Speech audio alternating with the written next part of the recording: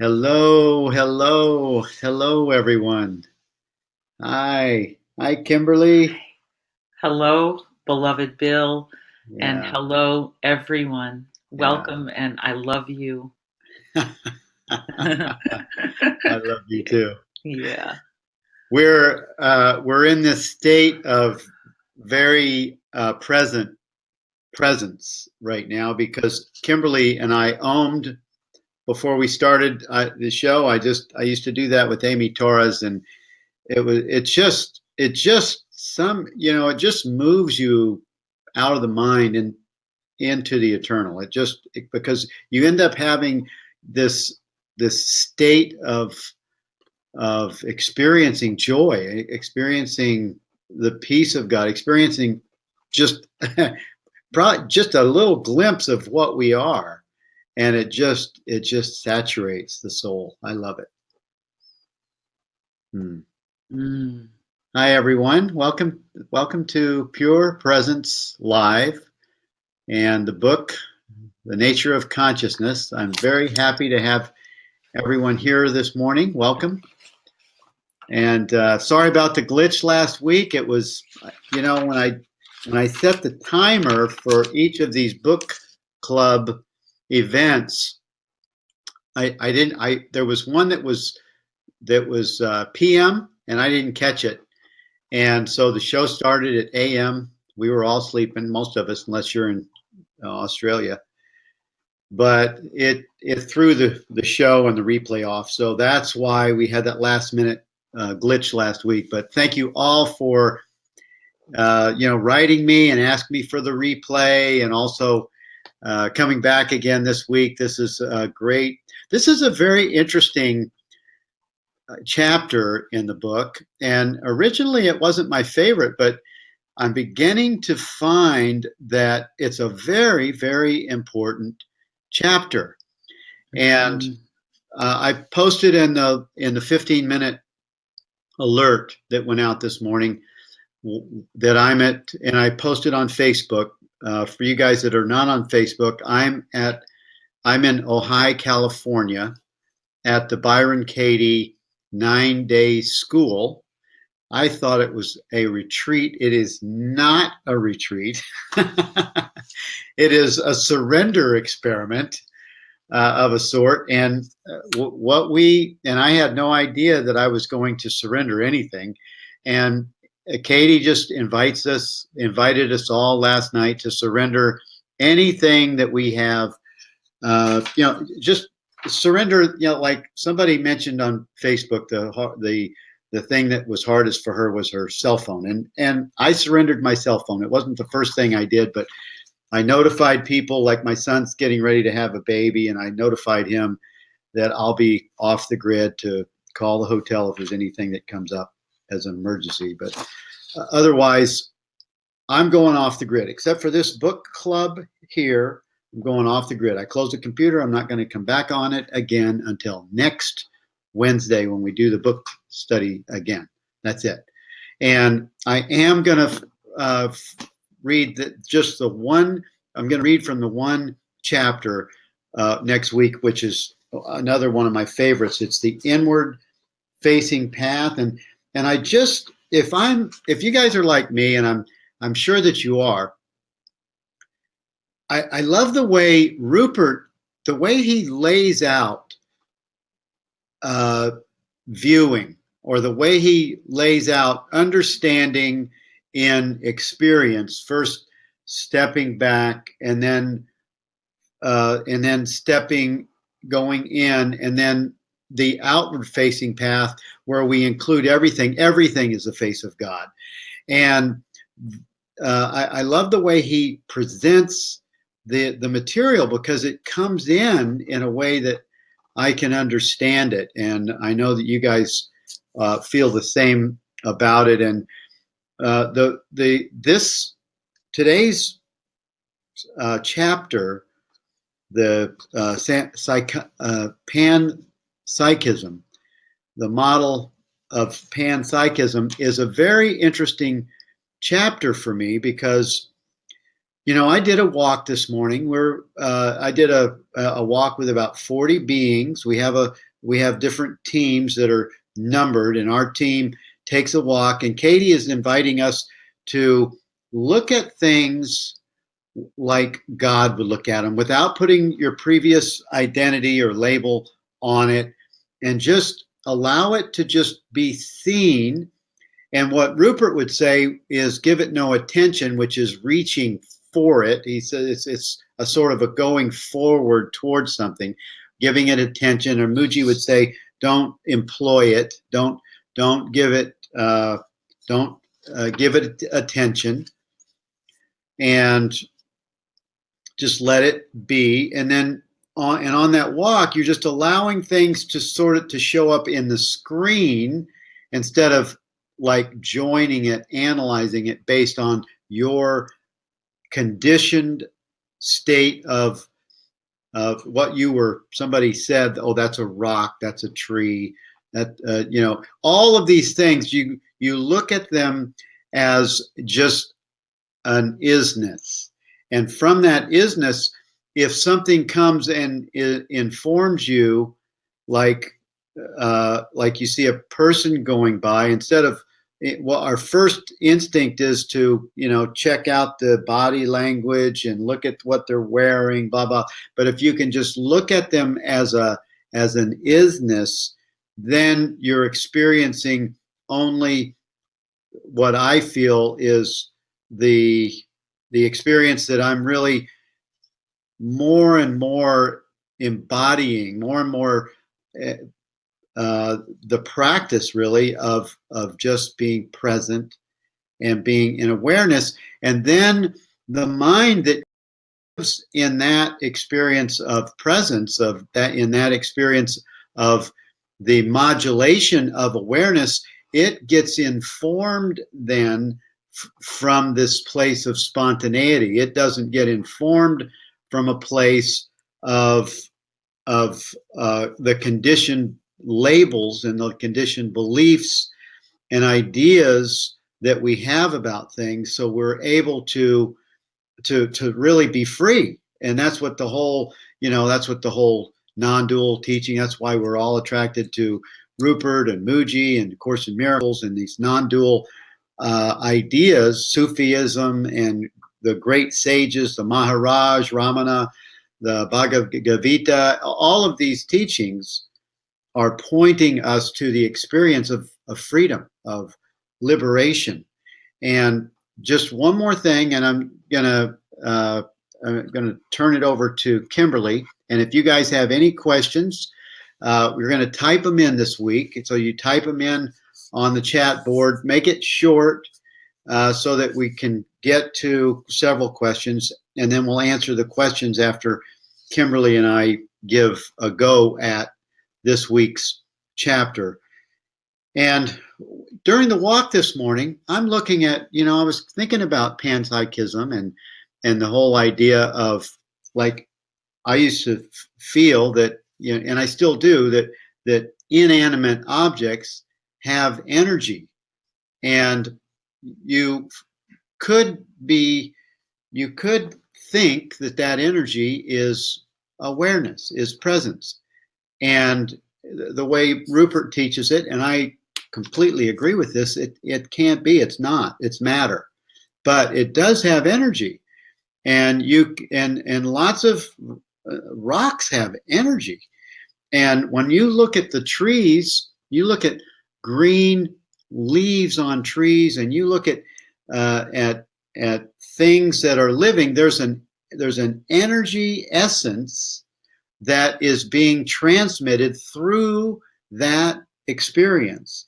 And you would think on the general surface of things that's consciousness,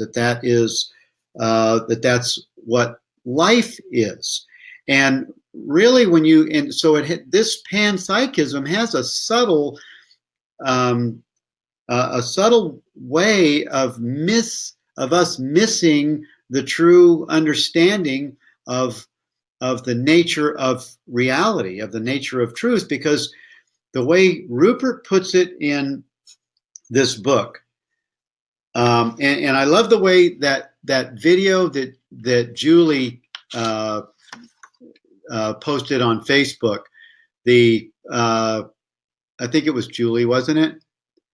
It was Jenny. It was Jenny that posted. Jenny Benson, no, Jenny Beal posted it, and that 10 or 12 minute video that Rupert had a class on the same subject. I love the way he walks you through. A human thinks that people think that humans are conscious, and then because they are, they're conscious, and then you think about animals are conscious, and then you think of, and if you step on a cat's tail, it wow, and or if you and he gave all those examples, and all of his examples in that talk that he gave are based on feelings. They're all based on feelings.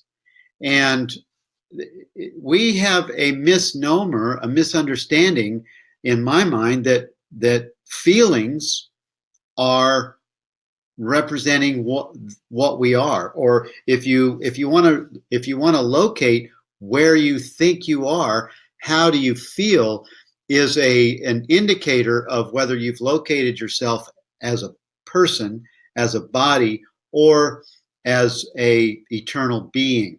And the contrast there is that if you're not joyful, if you're not in this state of peace and presence, then you are identifying as the person, and you think that you are consciousness, and you think that you are what is aware of things. And so you think that awareness is more of a localized awareness. You think it's the awareness of the person.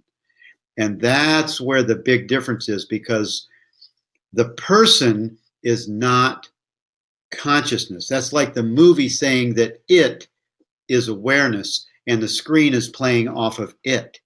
And the only thing and this is where Rupert talks about in this chapter, where he says the whole premise of where science is off the mark is that they are looking at the big mistake from the very beginning is that they think that they are conscious. They think that everything is coming from them as consciousness, and instead of they or this is coming from a modulation of awareness.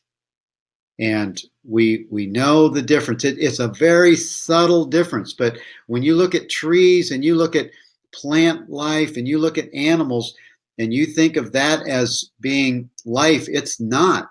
The awareness that is the witness of that is all the awareness there is. It's the same awareness that is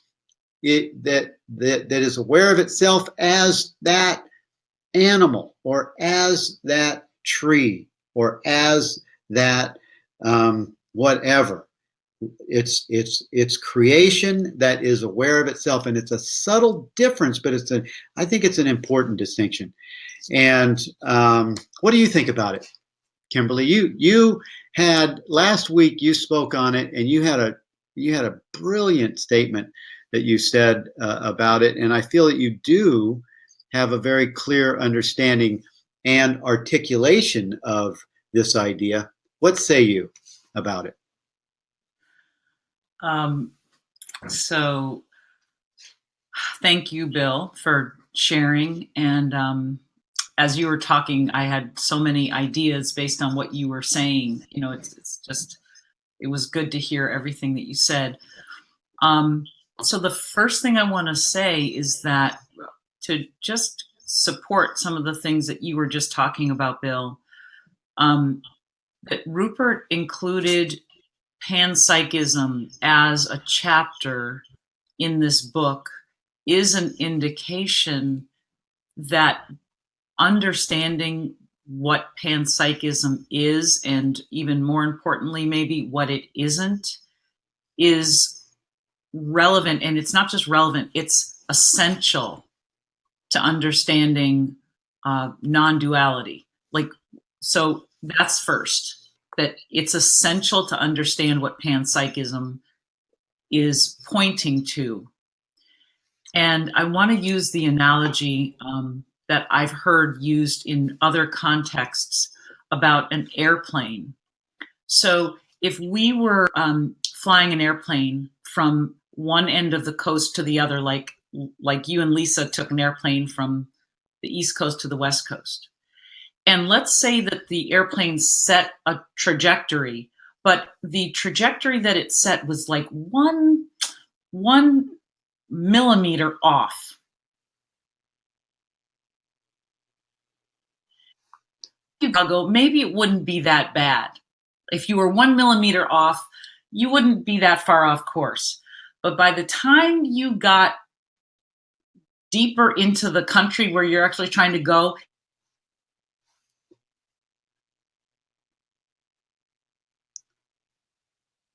You are freezing up, Kimberly.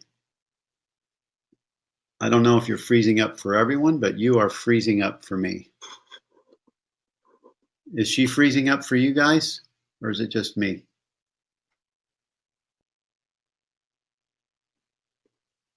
Hello?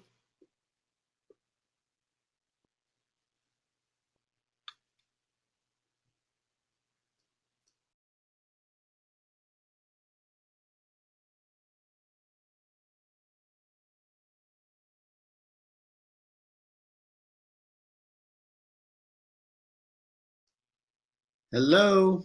I think, did we lose Kimberly? Hello? Hi, okay, you're freezing. We're freezing up for you too. Am I back on now? I think Kimberly maybe needs to go out and come back in. Lost all video. Can you hear me now? She's gone. Okay, I'm going to send her out and so that she can come back into the room.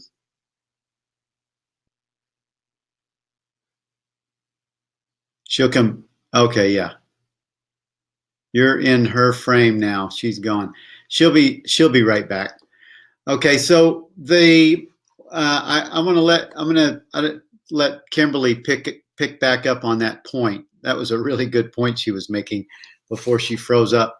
When she comes back, okay, she's coming. Okay, she's left the room and she'll be coming back in a minute. But one of the things I like the question. I hope I didn't lose the questions. Oh, did I lose the questions? Oh, dang. If you guys typed questions in, would you put them back? Because somehow when I refresh my page, the questions are gone now. Sorry about that. There was a question that got mailed in, that was emailed in, that I'm going to read. It says, my question has to do with the concept that Kimberly brought up last week, the spiritualizing of the ego. Sometimes when I feel like I get it, while reading Rupert's teachings, I feel superior to others, like I know something they know or they don't know, and I know this is an ego thing. Any suggestions? I think that we'll pick up on that question when we get. Okay, okay. Thank you for putting that question back, Rue. I appreciate that. We'll come back to Catherine's question when Kimberly gets back. But this panpsychism, I think it is an important thing, an important understanding about things, and it does allow you to not, because you can spiritualize body experiences. You can mystify experiences that seem to be like like a spiritual mystical experience. Somebody mentioned something about having some kind of a body energy experience, and I don't see the comment. If you can put that back. Oh, hi, Dan Gare. Wonderful to see you. Thank you for coming, and thank you all for being here. Yeah, when you have can you explain panpsychism?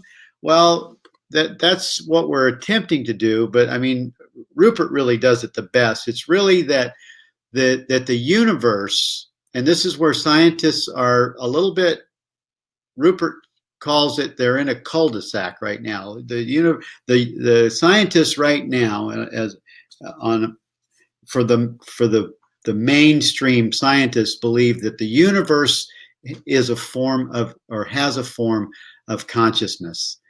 And if you look at the double-blind experiments where they are now realizing that the experiment changes the experiment changes from the witness of the experiment is changed by the witness that's looking at the experiment. It changes. So scientists are now realizing that awareness, or the witness of the experience, has an effect on the experience itself.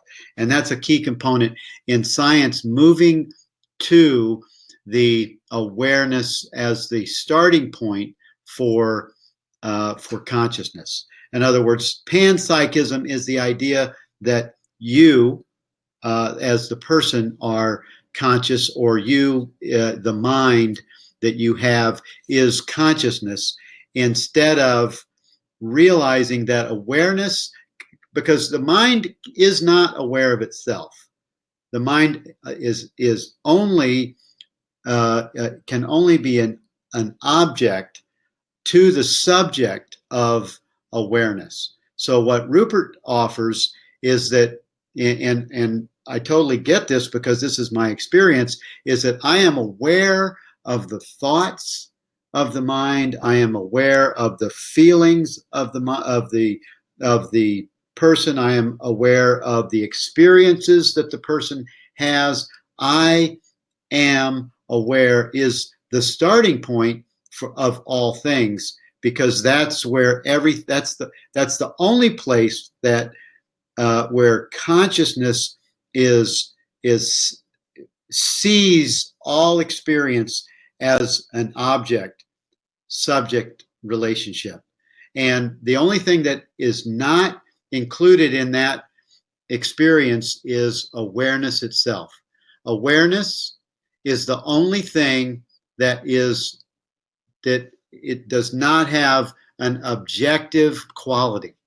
Awareness, if you think about it right now, and I love this example, awareness is aware of itself, and you can discover that by just asking yourself the question, am I aware? Am I aware? Or what is aware of this experience? And go back to what is aware of that. And from there, everything shows up as subject to that. Everything. Nothing doesn't. And if scientists would take that experiment, if they would take that experience as their starting point, they would realize that awareness is consciousness, and that's it. Can you hear? Do you have audio? I have Kimberly? audio. Okay. Yes. Yeah. I was just we lost a lot of the comments because I refreshed the page, and we lost a lot of the comments in the chat box. And I would love to have you pick up on what you were talking about, because that was a really good point about panpsychism and why Rupert included it in the nature of consciousness in this book. It's a really good point, and I love the way you were describing that. If you would continue with that and then pick up on a couple of the questions. Rue has a question in the chat box, and I think there were a couple of others. Okay. So you were talking about the trajectory, the being off just a hair. And I apologize. Everything just crashed. Don't know why. Welcome back. Yeah. Thank you. So the last thing I remember talking about was just if you're in an airplane and it's off 1 degree, at first it doesn't seem like there's a big difference. But over time, as you start getting farther from your point of origin, the difference in non-dualism and panpsychism become extreme and apparent. Oh my gosh. Can you still hear me? You're good. Okay, great. So so the difference between these two become extreme. And when I was rereading Rupert's chapter about panpsychism, it brought me directly to A Course in Miracles, because Rupert actually says, with an exclamation point in here, I'll tell you where is it? He says, there is no universe. Okay, now I can't find it right now, but in here, there's a sentence where Rupert says, there is no universe, exclamation point. And Jesus, in A Course in Miracles, in a lesson called, I Loose the World from All I Thought It Was. What you're looking for is at the bottom of page 31 in the last paragraph. And he says, the universe does not exist. Thank you, Bill. Okay, so you know, I'm reading along, and I'm totally digging what Rupert is saying. He writes this sentence: the universe does not exist, and that took me. It was as if I was reading something from A Course in Miracles, and it really got me. And I was like, this is why Rupert needed us to understand the difference between panpsychism and non-dualism. It's the same reason Jesus wrote a Course in Miracles workbook lesson in which he says, and this is the, I'll just read the 3 sentences in a paragraph that starts with, there is no world, exclamation point. This is what Jesus says about this idea. He said, this is the central thought the Course attempts to teach. So this is the central thought that the entire Course in Miracles is trying to teach, that there's no world. What Rupert is saying in this chapter is that there is no universe. And if you try to begin with the premise that the universe has consciousness, the world has consciousness, the body has consciousness, my dog has consciousness. If we keep trying to, he talks about the hard problem of consciousness that scientists are really trying to figure out, where they've reached the end of a road and they can't figure out how to overcome the quote unquote hard problem of consciousness. Mm-hmm. And the reason that they can't figure it out is that the trajectory on which they set their airplane, figure this out from the beginning, set the wrong coordinates, but they didn't do it by an egregious amount. So it didn't seem, what they're saying isn't that much different seemingly than non-dualism. So they can't figure out why they can't figure it out. The difference is subtle, but not subtle. The difference is that non-duality, and I'm just going to read the rest of the paragraph that Jesus writes, and then I'll dive back into what Rupert says, because they're a dialogue. It's a dialogue between them. Yeah. So Jesus says, the central thought that the Course is trying to help us understand is that there isn't a world. And then Jesus says, you know, not everybody is ready to accept it. Now, he could be talking to the scientists right now. Not everybody's ready to accept it.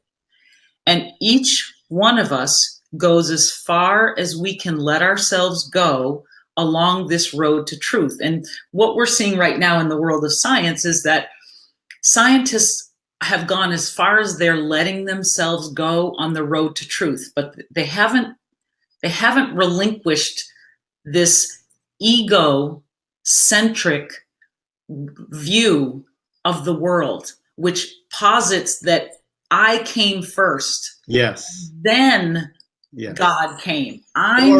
Or they go with evolution, and they have this idea that we came from a fish to a monkey to a person. Yes. Yes. And then the last sentence that Jesus puts in this particular paragraph, he says, we will return to this idea over and over again, and we'll go farther, or perhaps we'll step back and then return again. So this question, this is kind of a perennial cycle that humans have been in. Like Rupert talks about the several paradigms that have been challenged because as our knowledge grows, as human knowledge grows, things that we've just assumed to be true they don't fit anymore because our knowledge grows. So Rupert talks about like two basic big paradigms that precede this one. So the first one he talks about is the earth being flat. There was a time when the way we perceived included a flat earth, and our understanding made a flat earth. It made sense with the level of understanding and knowledge that we had. And that at a certain point, the amount of knowledge we had, people sailed off in one direction and came back in another direction. And it became obvious that this idea that the world was flat didn't work anymore. So it cracked and a new idea came forth. We got a round earth.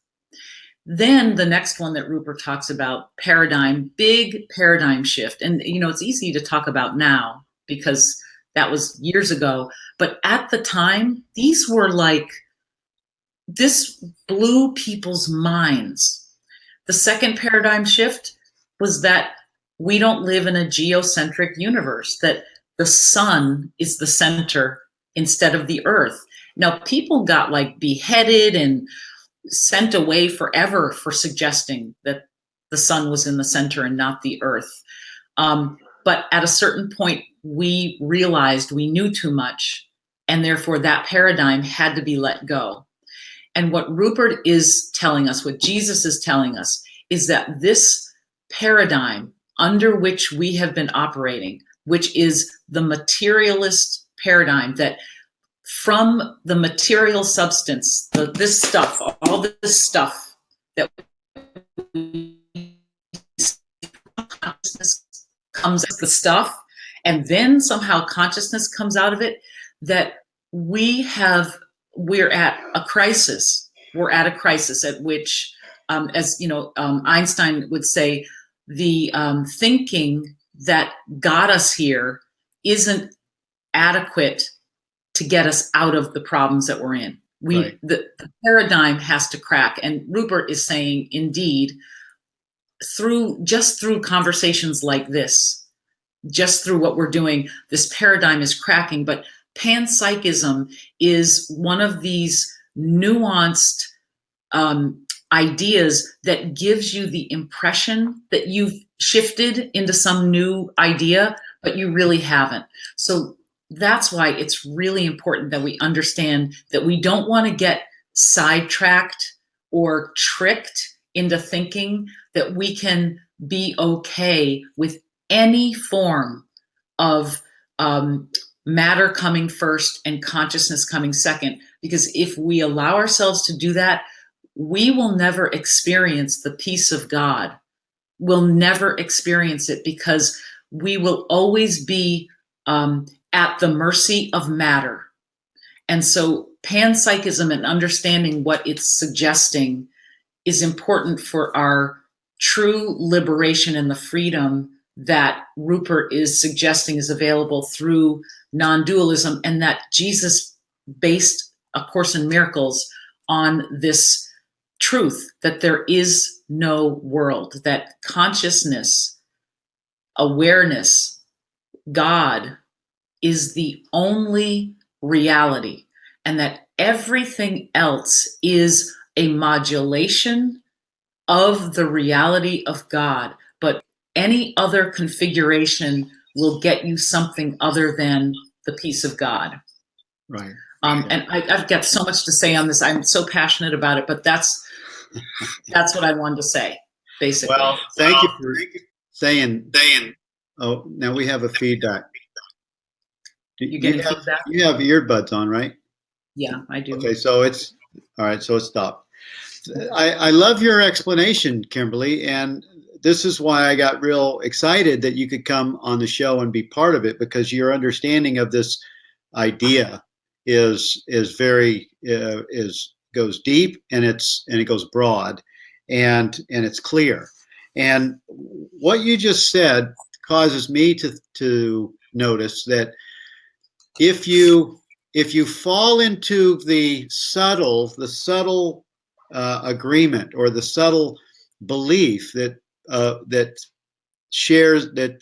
panpsychism shares, then you will never have the experience of the truth, just what you just said, of liberation. You won't experience what you are, because you'll be looking for what you are outside of you. You will never be still long enough. You'll always be looking for an object experience, and you're the subject. So you can't find something out there, because you're looking for not this, but you're looking for awareness itself, and it's not outside of you. It's not somewhere that you go and find, and it can't be something that's an object experience. It has to be the subject of experience. It has to be the self that you are. It has to come from the experience of awareness itself. That's right.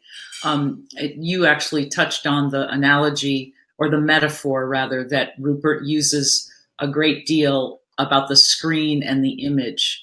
And I think that metaphor is really helpful when we talk about panpsychism, because the notion of panpsychism is, I call it slippery, meaning if I don't really focus clearly, it's subtle, so I can't always get my mind around it.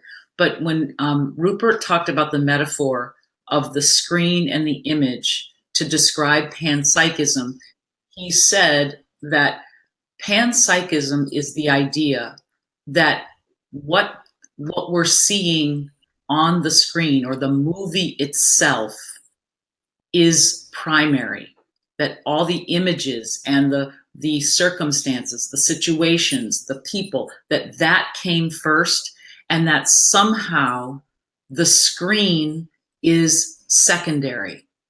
And he said that's the difference between non-dualism and panpsychism.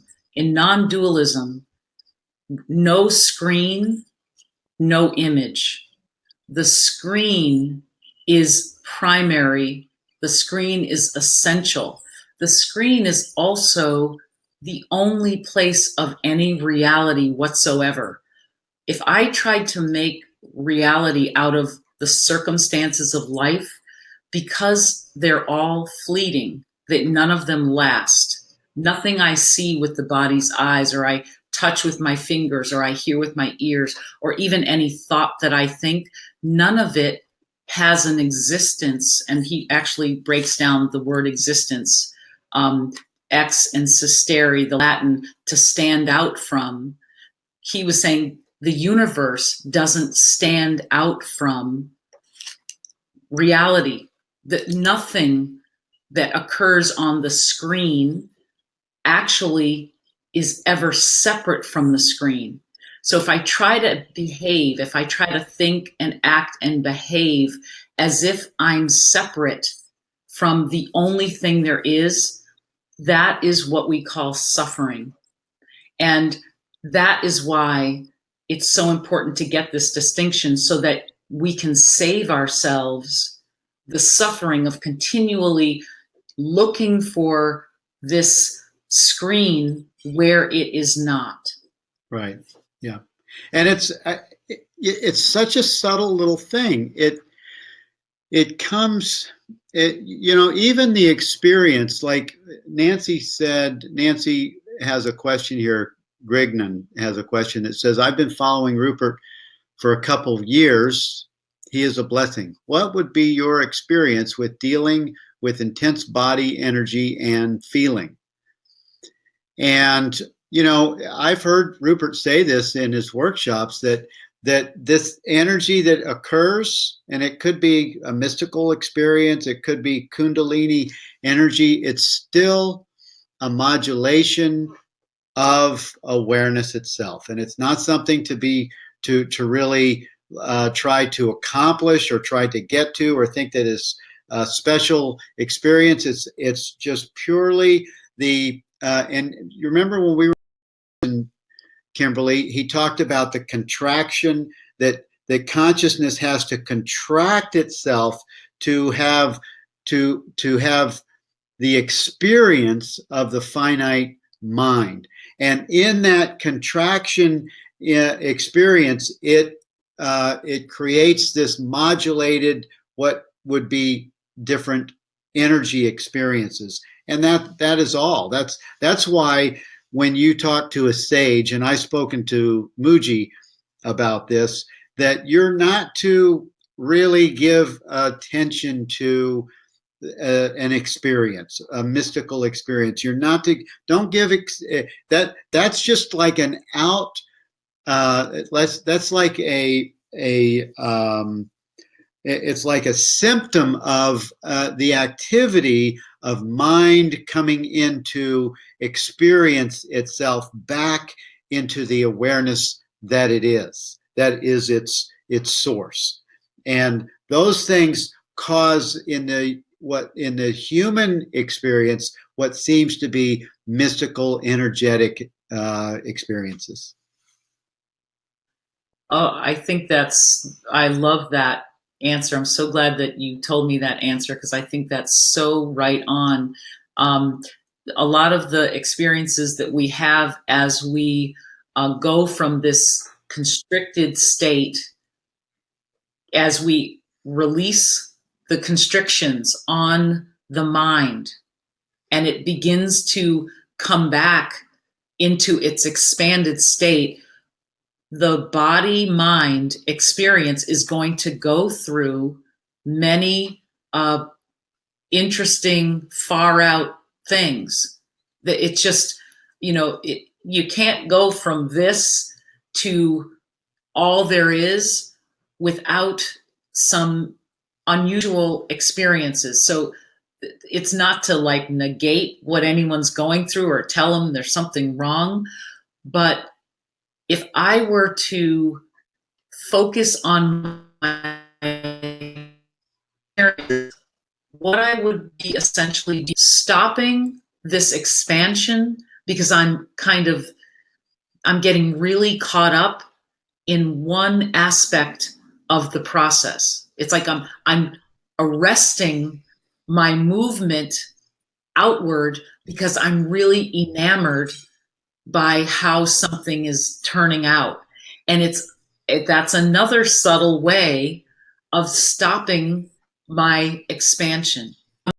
Becoming a guru, becoming somebody who can perform miracles or something like that, which Jesus talks about in A Course in Miracles. That all of these things, all of these experiences, when I am coming from the point of view of awareness, are not personal. So to me, that's like the crux of it. When I start thinking personally about these experiences, it slows me down. Mm-hmm. When I simply allow myself to be the screen, to be the awareness which is aware of these experiences, but knows that it is not itself those experiences. Yes. These experiences arise like mm-hmm. everything else on this plane.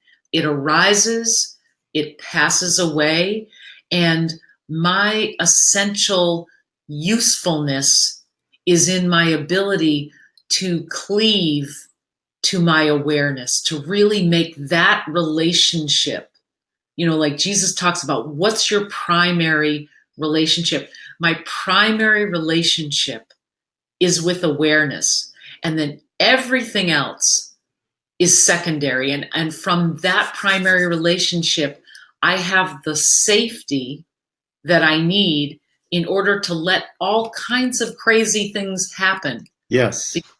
Because I'm not trapped, myself isn't trapped in the outcome or the process of any of those things, because I know they're all arising and passing away. Yep. Yep. And that's where that's where your safety lies, and that's where your suffering stops.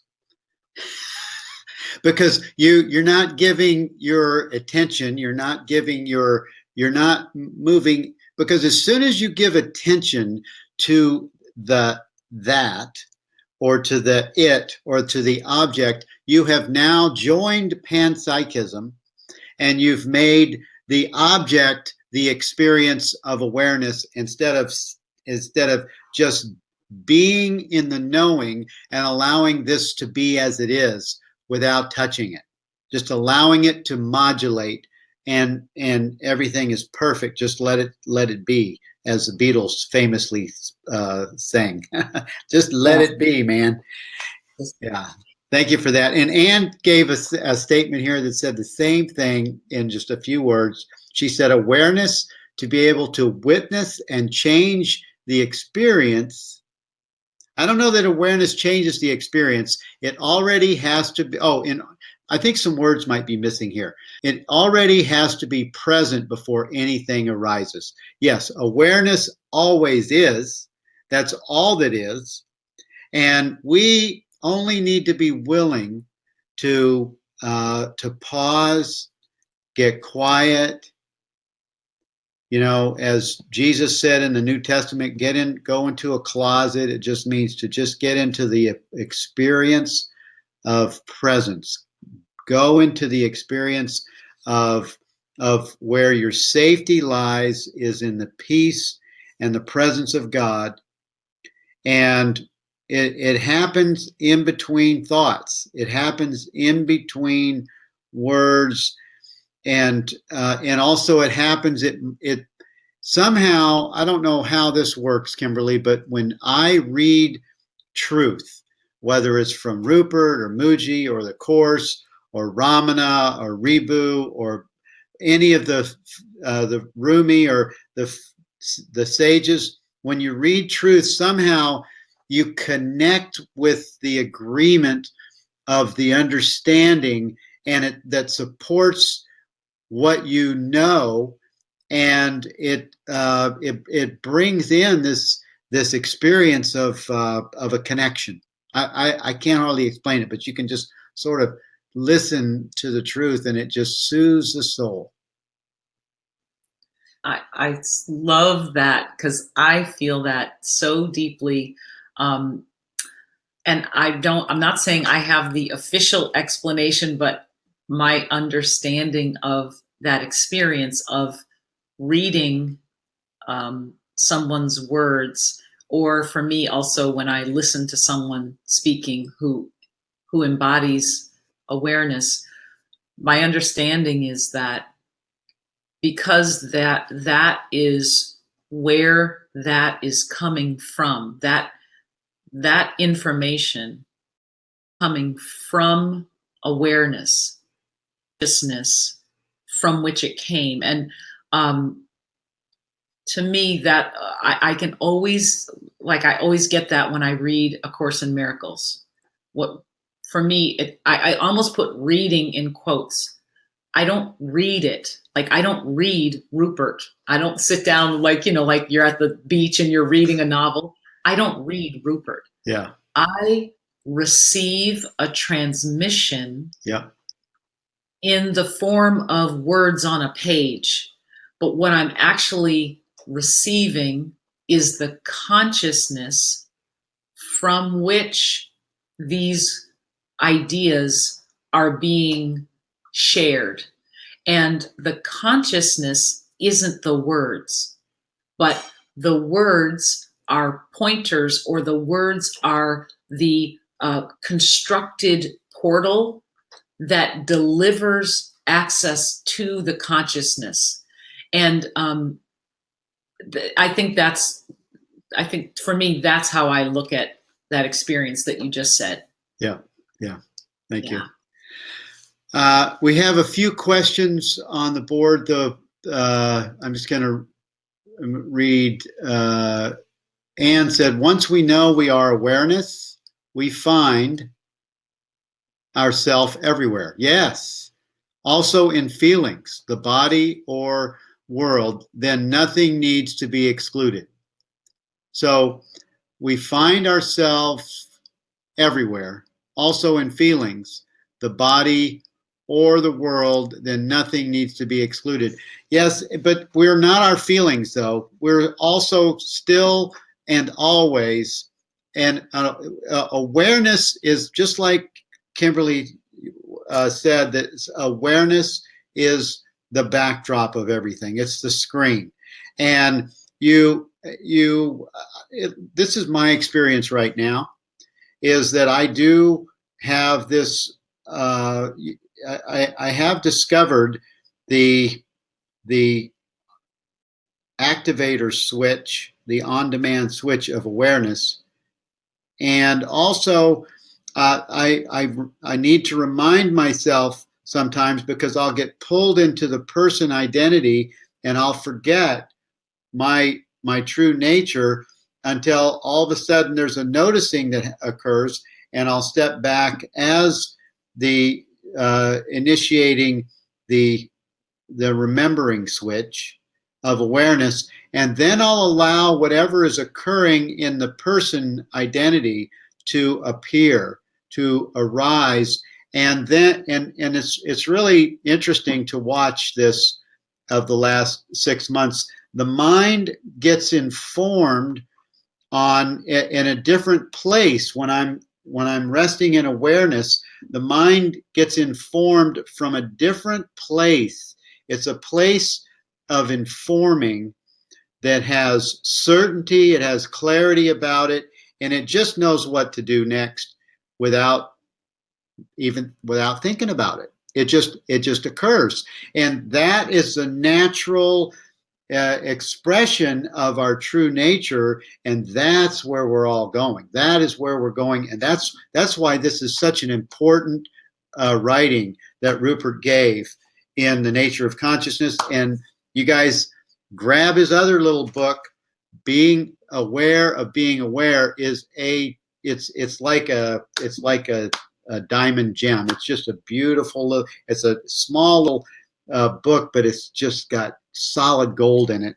And this experience, this book, if you watched his interview with Deepak Chopra, he told Deepak Chopra that he was hoping that the scientific community would get something from this, because it's really written to the scientific community.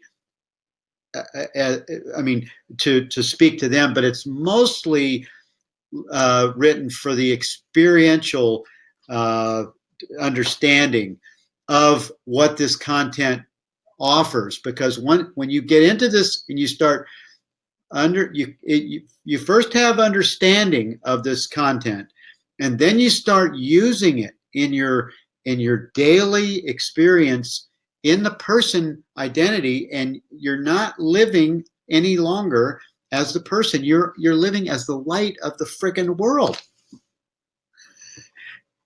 And that's what Jesus told his disciples 2,000 years ago. You are the light. Now walk in it.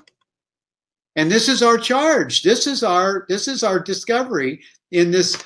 So it's my hope and it's my intention that this book has such a deep understanding, and that's why I wanted it to be 18 weeks, has such a deep understanding that it comes deeply into the soul of knowing, so that you embody it.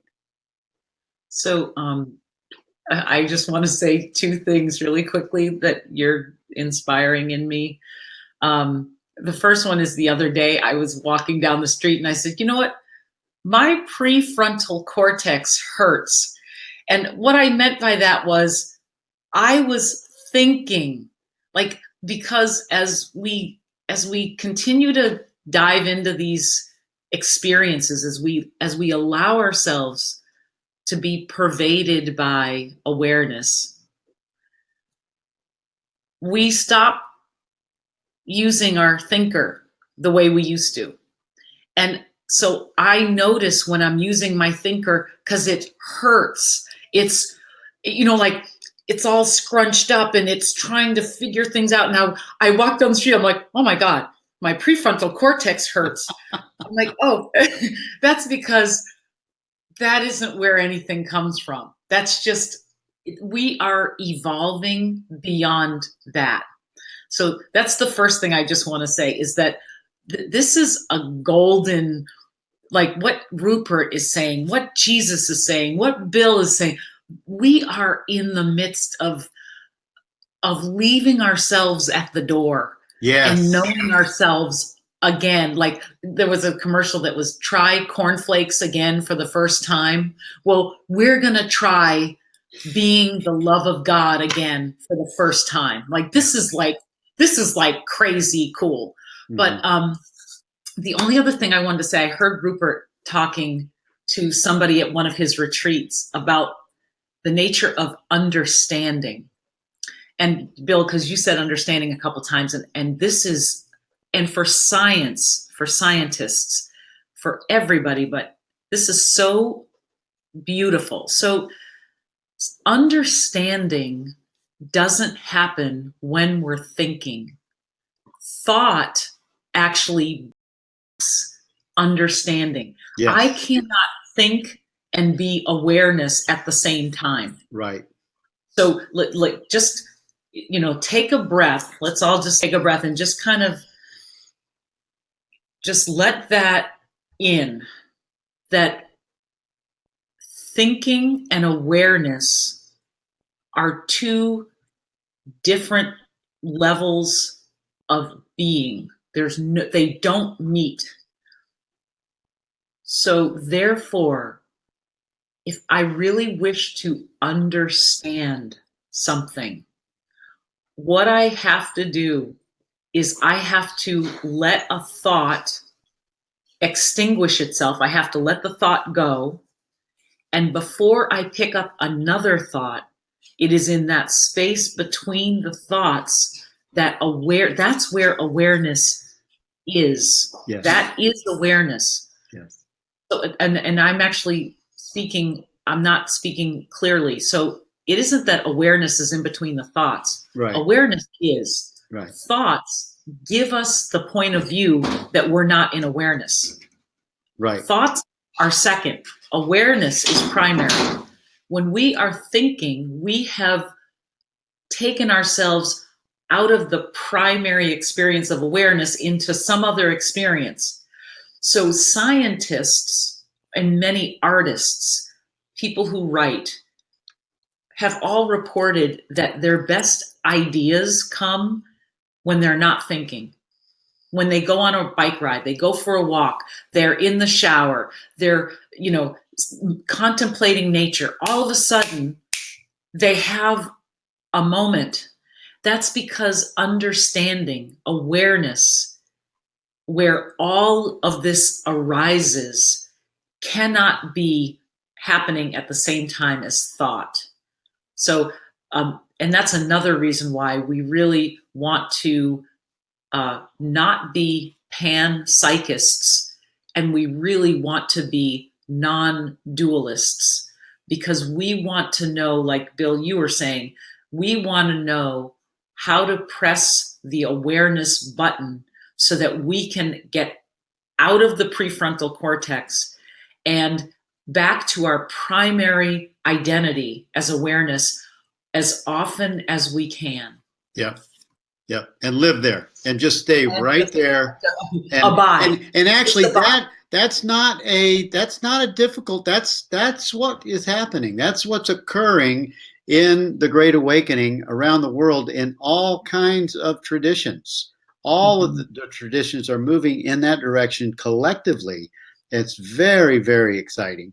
And what happens is that the understanding, once it takes hold, it becomes our new default. So there's not a button you push or some kind of you don't even have to shift. It's because you be the awareness, because the awareness is all that is, and you be that. And this wraps up our book study course, viewing this week. And thank you all for joining with us. This will be on replay in 3 hours. Thank you, Kimberly, for being part of this. And if you have time next week, I'd love to have you on the show. I'll be here one more week in Ojai, California. I'm at the Byron Katie thing. I'm going to leave here. I'm in my hotel room. I'm going to go into the meeting and immerse myself into the work of Judge Your Neighbor. And, I embrace all traditions that are speaking the truth. I embrace the Byron Katie work, the Course in Miracles. I know that David Spector said, Rupert doesn't teach a course. He doesn't, although he definitely recognizes the truth of A Course in Miracles when he reads it. He relates it to something Rumi said, or something Espowski said, or something one of the great writers and teachers of his following that they where that connects. So when you hear myself or Kimberly speaking about A Course in Miracles, we're just verifying that what we already we've been following over here. This collaborates with that same truth, and we embrace all truth of the light that we are. And thank you all for being with us today, and I'll see you next week. I love you. Bye-bye. Bye, Kimberly. See you later. Bye. Love you, everybody. Love you.